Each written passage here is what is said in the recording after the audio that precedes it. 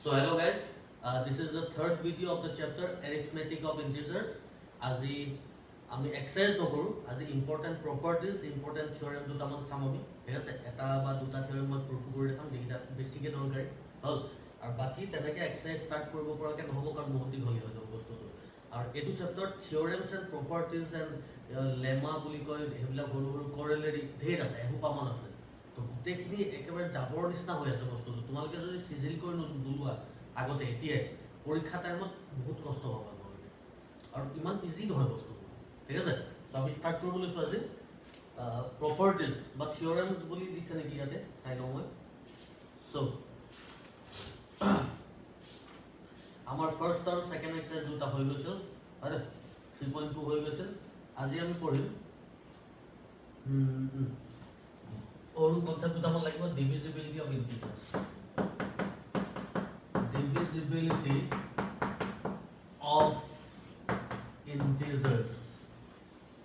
divisibility of integers ঠিক আছে so এটো সৰু বস্তু এটা জাস্ট সিম্বল টু দেখাই দিলে হ'ল তোমালোকে ইমান একো দৰকাৰ নাই বলে ঠিক আছে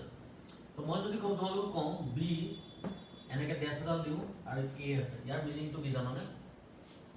b এনেকে ড্যাশ এডাল আছে এনেকে তাৰ পিছত হেতু আছে ইয়াকে কম এনেকে কই কম b divides a তাৰ মানে b এ 8 যায় b divides a মানে কি b এ 8 যায় যেনেকে 2 divides 4 a পৰা সো a টো হৰু হেতু ডাঙৰ a টো ইয়াক ডিভাইড যাব লাগিব বা হৰু বা ইকুয়াল হলো মানে কারণ 3 এ 3 ডিভাইড যায় তাতে নাই কথা বুঝি পাইছা না হ্যাঁ so b divides a year meaning টো হল যে প্ৰথমটোৱে সেকেন্ডক ডিভাইড কৰিব পাৰি আৰু যদি হেতু কথা হয় সাপোজ এটো যদি মই বেলেগ এটা লৈছো 2 divides 6 2 এ 6 ক কেতিয়া যাব বা 2 এ যিকোনো এটা নম্বৰ কেতিয়া যাব যেতিয়া 2 ইনটু কিবা এটা কৰি সেই নম্বৰটো পাব লাগিব কাৰণ 6 ইকুয়াল টু 2 ইনটু 3 হয় মানে বুজি পাইছা কি কৈছো ঠিক আছে এতিয়া কথাটো আৰু তাৰপিছত বেলেগ এটা চাওঁ 12 ক 3 এ যায় এখানে 3 ডিভাইড বাই 12 3 ডিভাইডস 12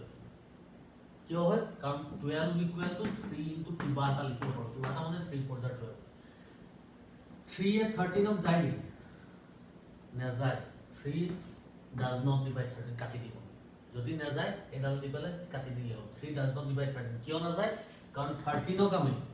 3 ইনটু কিবা এটা বুলি লিখিব নোৱাৰো 3 ইনটু কিবা এটা হৈ গ'ল 13 হৈ না যায় দিস ইজ নট ট্ৰু বুজি পালা তো কিবা এটা নম্বৰ যেতিয়া বেলেগ এটা যায় তো সেই নম্বৰটো ইকুয়াল টু ডিভিজন ইনটু কিবা এটা কোৱেশ্চন পাব লাগিব ৰিমাইন্ডাৰ থাকিব লাগিব বুজি পাইছা কি কৈ আছো হয় না সো এটো সৰু বস্তু আমাক দৰকাৰ হ'ব পিছত ঠিক আছে নোট ডাউন কৰি লবা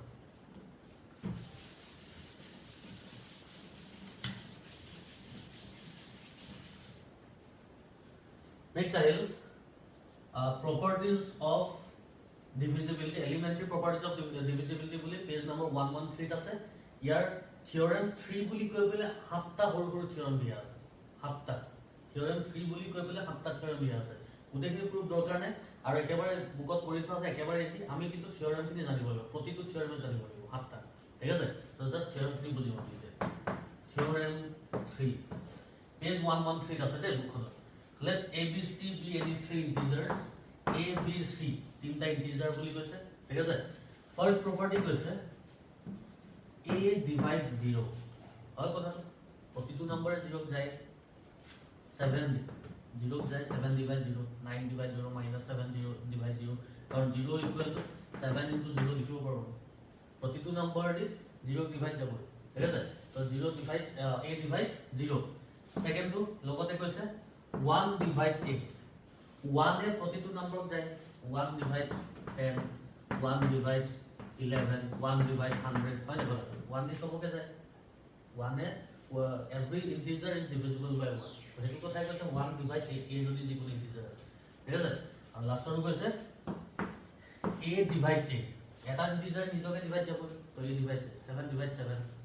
12 divides 12 ঠিক আছে সো এটা হবে first theorem to বুঝি পালা number 2 a divides 1 a রে 1 ক যাব কেতিয়া যাব if and only if and only if a equal to plus minus 1 তার মানে a যদি 1 বা -1 হয় তেতিয়াহে 1 ত যাব হয় 1 ডিভাইড 1 হ'ব নহলে -1 ডিভাইড 1 হ'ব বেলেগ এটো 1 ত নাযায় কাকো বেলেগ একো নম্বৰ দি 1 ত নাযায় 1 আৰু -1 ৰ বাহিৰে তো a 1 ত যাব কেতিয়া যাব যদি a প্লাস বা -1 হয় আদাৰৱাইজ নাযায় a ভ্যালু যদি 2 3 4 যি হ'ব 1 ত ডিভাইড কৰিব নোৱাৰো 2 ৰে 1 ত ডিভাইড কৰিব নোৱাৰো 1 দি পাৰি কিন্তু 1 ক নোৱাৰি বুজি পাইছা হয় number 3 if a divides b and c divides d a যদি b ক যায় আর বেলেগ এটা c এ যদি d ক যায় then কি হৈ যায় according to theorem left hand to left hand log into কৰিম right hand to right hand লগ কৰিম ডিভাইড মাজত থাকিব তাৰ মানে a যদি b ক যায় c এ যদি d ক যায় তো ac divides bd হৈ যাব এটা কথা if a divides b and c divides d then ac divides bd তো এই দুটাৰ প্ৰডাক্টে ইহত দুটাৰ প্ৰডাক্টক ডিভাইড যাব এটো অবভিয়াস কথা তোমালোকে एग्जांपल লৈ চালে হল 2 divides 4 3 divides 6 2 3s are 6 আৰু 4 6s are 24 তো 6 এ 24 যায় ন এটো কথা হয় না ঠিক আছে next number 4 if a divides b and b divides c a divides b and b divides c then a divides c itu simple কথা है ना এটো ক্লাস কিবা কি পাইছিল নাই না a যদি b যায় b এ যদি 6 যায় তেতিয়া a 6 যাব মানে एग्जांपल লৈ পেলাই सपोज 5 এ 10 যায় 10 এর আগত 20 যায় তো 5 এর 20 যাব বুঝিবলা কথা হয় না एग्जांपल লৈ পেলাই জাস্ট চাই দিলে তোমালোকে বুজি পাই যাব ঠিক আছে এটা নোট ডাউন কৰা আৰু আছে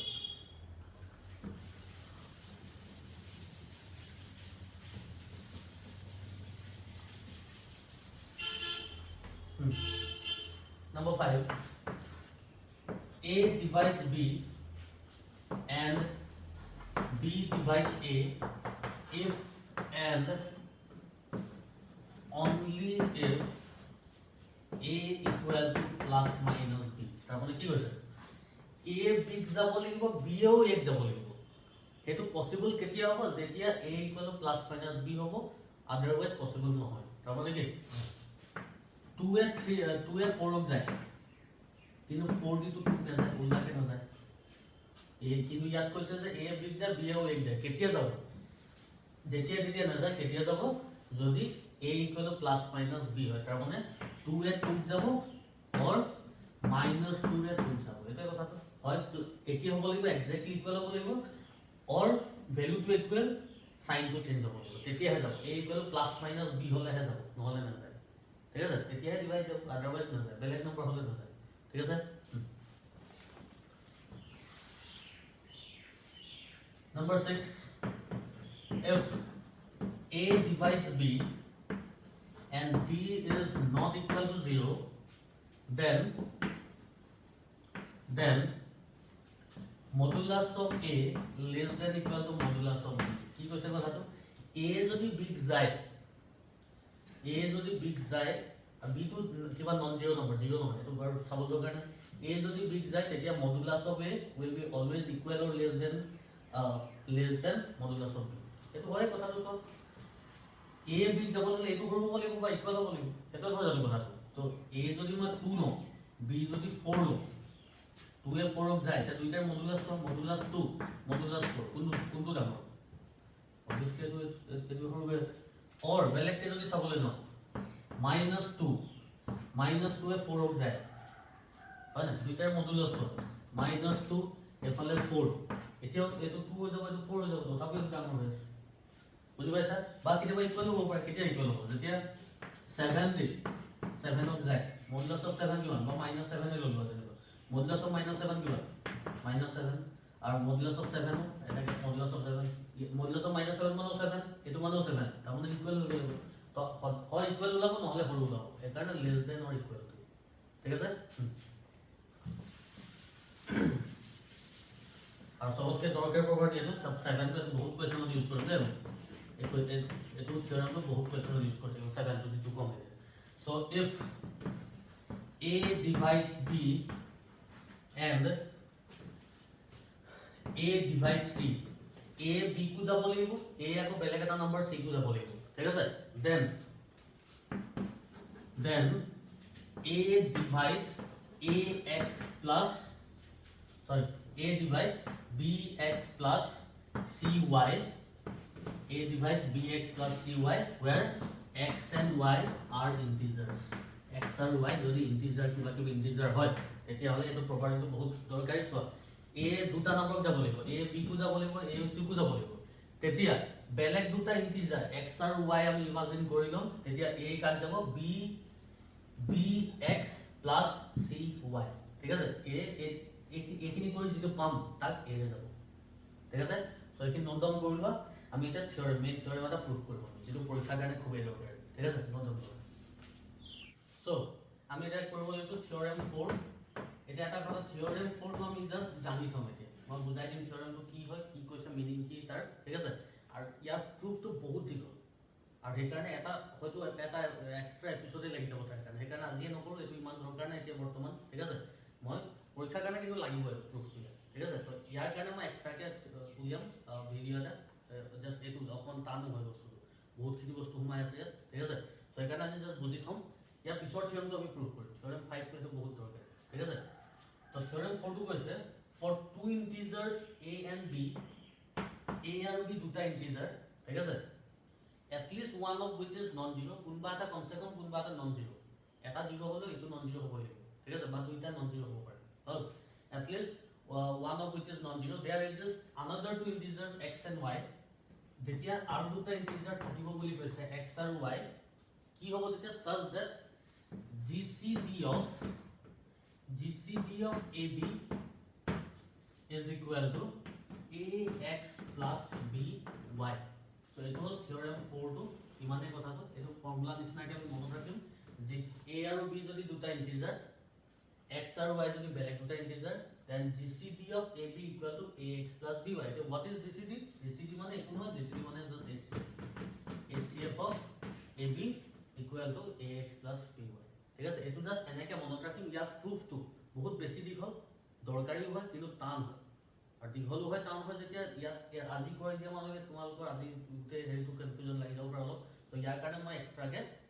এটা এপিসোড উলিয়াই দিম নেক্সট ঠিক আছে সো আমি এটো থিওৰেম আমাক নেক্সট থিওৰেমটো প্ৰুফ করতে লাগিব so GCD of AB equal to ax plus by এটো আমি মনত ৰাখিম ঠিক আছে এটো বস্তু আমাক লাগিব হল নোট ডাউন কৰক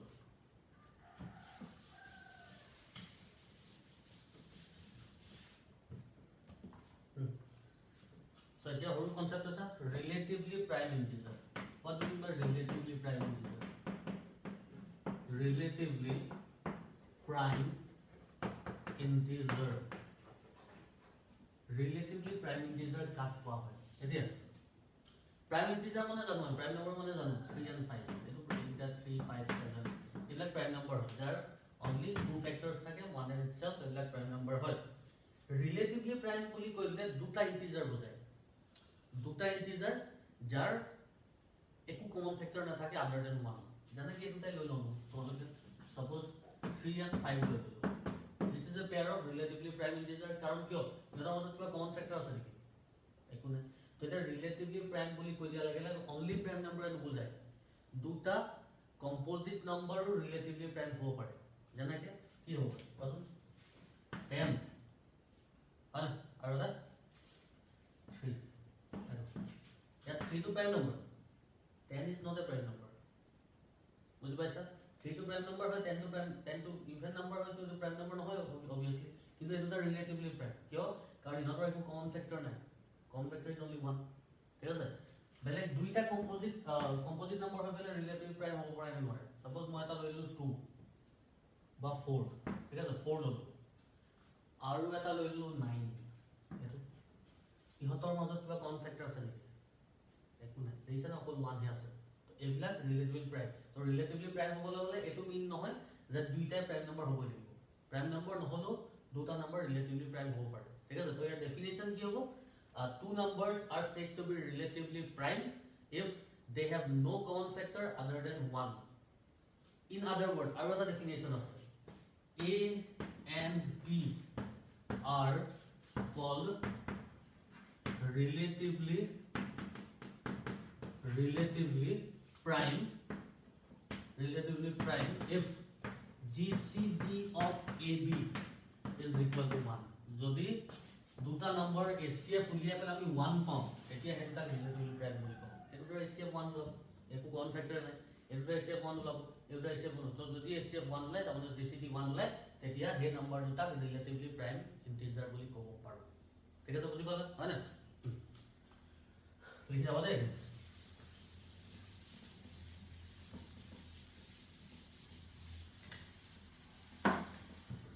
Next, theorem 5. Eto ami proof kori metia. Bahut dorkari theorem porikhat ahi thake. Today, theorem 5. Eto ami theorem to lagibo, proof to lagibo. Two integers a and b, both of which are non-zero, will be relatively prime to each other if there exist two integers x and y such that ax plus by is equal to 1. Tomak koise duta integer a and b ase. Both are non-zero. Duitai non-zero. Zero ko nore. ঠিক আছে they will be relatively prime to each other এই দুটা relatively prime হ'ব কেতিয়া হ'ব relative prime মানে কি যতৰ একো কমন ফ্যাক্টৰ নাথাকিব কেতিয়া নাথাকিব if and only if দুটা কন্ডিশন স্যাটিসফাই কৰিব লাগিব if and only if there exist two integers যদি x আৰু y নামৰ বেলেগ দুটা ইন্টিজাৰ থাকে such that ax plus by is equal to 1 হ'ব লাগিব তো কি হল কথাটো a আৰু b যদি যিকোনো দুটা ইন্টিজাৰ হয় x আৰু y যদি বেলেগ দুটা ইন্টিজাৰ হয় a আৰু b ৰিলেটিভলি প্ৰাইম কেতিয়া হ'ব যেতিয়া ax by equal to 1 হ'ব তেতিয়া হ'ব আদাৰৱাইজ নহয় সো ইয়াত এটা ওয়াৰ্ড দুটা ওয়াৰ্ড ভৰাই থৈছে if and only if যেতিয়া হেতু লিখা থাকে কোৱেশ্চনত if and only if তেতিয়া আমি both সাইডৰ পৰা কৰিব লাগে দুই সাইডৰ পৰা কৰিব লাগে if part and only part মানে প্ৰথমতে সিধাকে কৰিম তাৰপিছত কনভাৰ্সলি আকৌ উল্টা দিও তো প্ৰুফ তো বহুত দৰকাৰী ইন্টাৰেস্টিং হয় আমি কৰিম সো ঠিক আছে সো theorem 5 আমি দুটা পাৰ্টত কৰিব লাগিব যেতিয়া if and only if বুলি থাকে আমি সদায় কনভাৰ্সলি আৰু সিধাকে আৰু কনভাৰ্সলি দুবাৰ কৰিব লাগিব ঠিক আছে if and only if বুলি যতে থাকে তাতে আমি দুটা পাৰ্টত কৰিব লাগিব সদায় কৈছে তো two integers theorem 5 এর two integers a and b both of which are non-zero will be relatively prime to each other if and only if there exist two integers x and y such that ax plus by equal to 1 যেহেতু if and if বুলি আছে আমি দুটা পাৰ্টত কৰিম প্ৰথম পাৰ্টটো কি কৰিম যে a আৰু b ৰিলেটিভলি প্ৰাইম বুলি ধৰি লম a আৰু b প্ৰথম পাৰ্টটো দে ফাৰ্স্ট পাৰ্ট a আৰু b ৰিলেটিভলি প্ৰাইম বুলি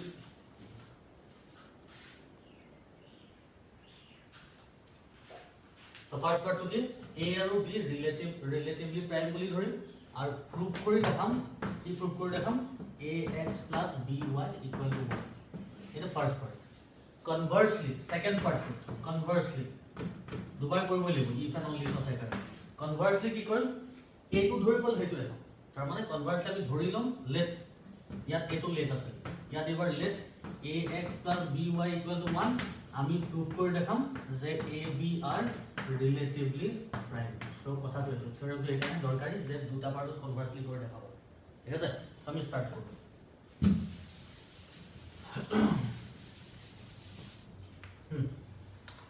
so proof so আমি প্রথমে কি করব যে পার্ট 1 তো আমি কি কৰিম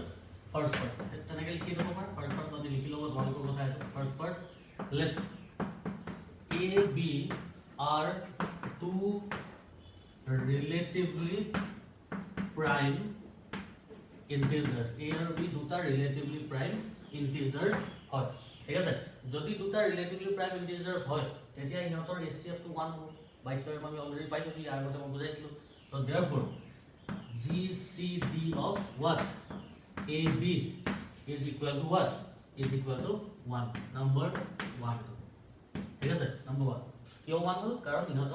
ইহঁতৰ ৰিলেটিভ প্ৰাইম হয় এতিয়া থিওৰেম 4 টো যি তোমাৰ প্ৰুফ কৰা নাছিল কৈছো পিছত প্ৰুফ কৰিম তাৰ এটা কথা পাইছো মনত আছে নে a and b are two prime a and b are two integers then there exists two other integers x y such that কি আছিল GCD of AB equal to ax plus by আছিল না মনত আছে হয় না so by theorem 4 তেনেকে লিখিলো by theorem 4 we have কি পাইছো আমি যে for any two integers x and y GCD of AB equal to क्या है? Theorem 4 तुम्हारे का मान करने देखा होगा. GCD of AB equal to क्या है? AX plus BY है. By theorem 4 ये तो second number equation. ठीक है? तो theorem 4 तो just put it to theorem 4 तो. इधर from 1 and 2 क्या होता है? GCD of AB माने 1 हुए से. GCD of AB माने AX plus BY हुए से. तब माने क्या? ये तो समान. तो ये तो equal तो ना होगा. तो लाइक प्रथम first part तो like. Therefore AX plus BY equal to 1. So लिखेंगे therefore from 1 and 2. From 1 and 2 আমি কি পালো ax plus by is equal to 1. এটা ফার্স্ট পার্ট তো হয়ে গেছে ঠিক আছে এটা আমি কনভার্সলি করব ফার্স্ট পার্টত কি কৰিলো ab ৰিলেটিভলি প্ৰাইম হয় প্ৰুফ কৰিলো ax plus by equal to 1 ঠিক আছে এটা কনভাৰ্সলি কৰিম a টু লেট বুলি ধৰি পেলে হয়তো প্ৰুফ কৰিম ঠিক আছে এখিনি নতুন ধৰা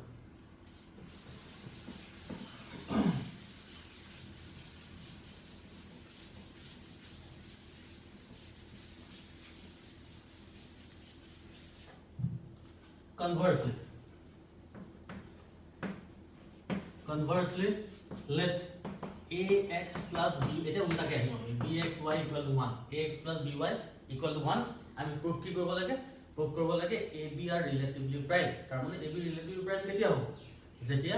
দুইটাৰে gcd 1 হয় না আমি আলটিমেটলি gcd 1 প্ৰুফ কৰিব গৈ আছো a আৰু b কাৰণে তো আমি a আৰু b তো এতিয়া gcd নাজানো তো কিবা এটা আছে বুলি ধৰি ল'ব লাগিব তাৰ মানে হয় না so let GCD of AB equal to বেলেগ এটা কিবা এটা ধৰি লৈছো D বুলি এটো আমি আলটিমেটলি দেখাব লাগে D মানে 1 বুলি দেখাইলে কাম হৈ গ'ল আমাৰ ঠিক আছে তো এতিয়া আমি নাজানো GCD কি হ'ব এটা D বুলি ধৰি লৈছো ঠিক আছে এটা চোৱা 4 আৰু 6 ৰ GCD 2 হয় ACF 2 হয় আৰু যেটো ACF হয় হে ACF টো দি ইয়াকো ডিভাইড কৰিব পাৰি ইয়াকো divide the ACF divides both the numbers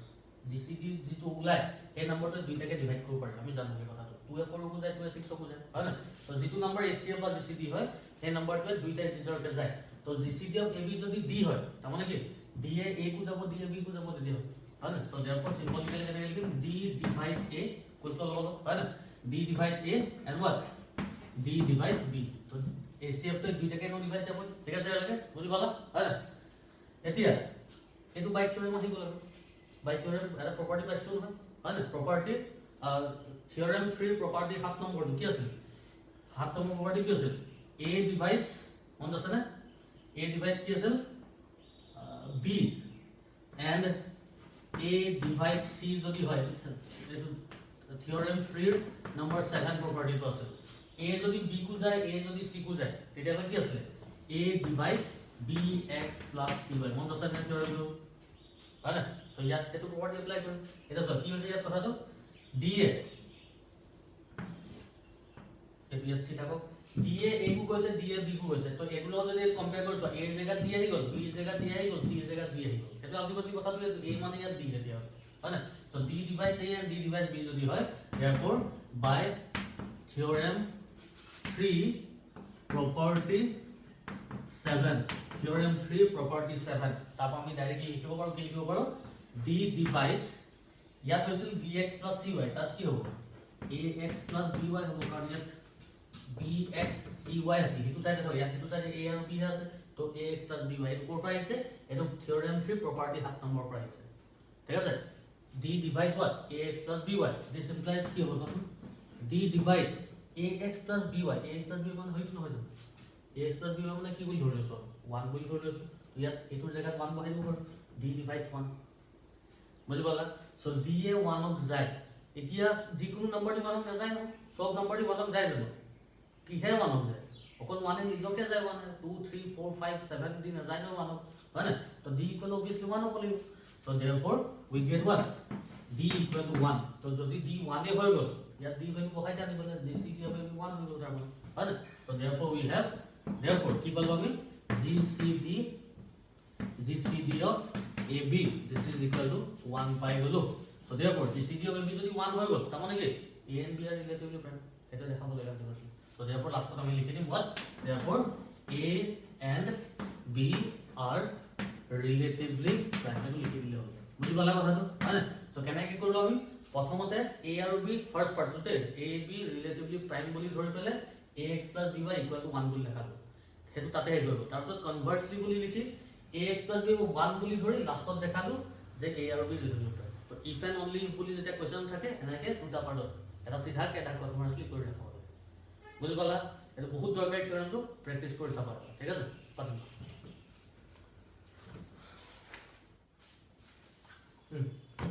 ঠিক আছে তো আজি ইয়াতে এৰি দিছো আজি এখিনি বহুত দীঘল হৈ যাব নহলে এক্সাৰসাইজটো ষ্টাৰ্ট নকৰো তো নেক্সট ভিডিওটোত আমি এটো ইয়াৰ এক্সাৰসাইজটো ষ্টাৰ্ট কৰিম যেটো অকমান টান পাবা তোমালোকে